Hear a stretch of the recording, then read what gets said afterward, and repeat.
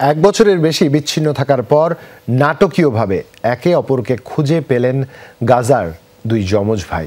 Israeli হামলার কারণে এক ভাই আশ্রয় নেন উত্তর গাজায়, আরেক ভাইয়ের অবস্থান ছিল দক্ষিণ গাজা অঞ্চলে। দুজনেই মনে করেছিলেন ইসরায়েলি হামলায় মৃত্যু হয়েছে অপর ভাইয়ের। যুদ্ধবিরতির পর নিজ এলাকায় ফেরার সময় আকস্মিকভাবে দেখা হয় যমজ দুই ভাইয়ের।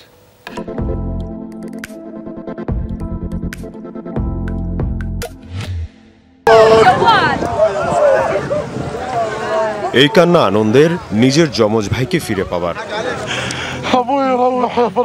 ইসরায়েলি হামলায় মৃত্যু হয়েছে যমজ ভাইয়ের, এমনটাই মনে করেছিলেন মাহমুদ। কখনো ভাবেননি আবারও দেখা হবে ভাই ইব্রাহিমের সাথে।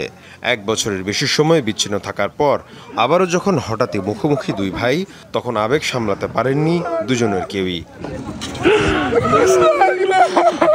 মাহমুদ এবং ইব্রাহিম দুই যমজ ভাইয়ের জন্ম গাজায়। শৈশব কৈশোর একসাথে পার করে তারুণ্যে যমজ এই দুই ভাই আলাদা হয়ে যান ইসরায়েলি হামলার তাণ্ডবে। মাহমুদ চলে যান উত্তর গাজায়, অন্যদিকে ইব্রাহিম আশ্রয় নেন গাজার দক্ষিণাঞ্চলে।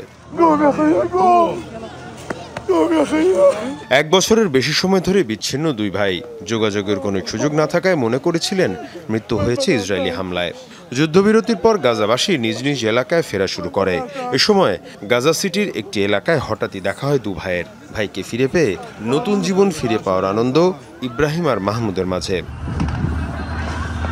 ইসরায়েলি হামলায় 6.5 লাখ গাজাবাসী বাস্তুচ্যুত হয়েছেন।